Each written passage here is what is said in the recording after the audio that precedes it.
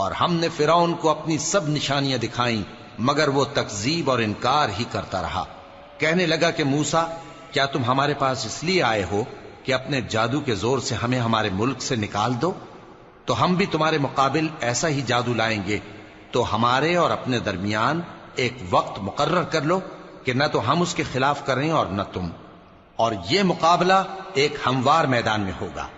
موسیٰ نے کہا کہ آپ کے لیے یوم زینت کا وعدہ ہے، اور یہ کہ لوگ اس روز دن چڑھے اکٹھے ہو جائیں۔ تو فرعون لوٹ گیا اور اپنے سامان جمع کر کے پھر آیا۔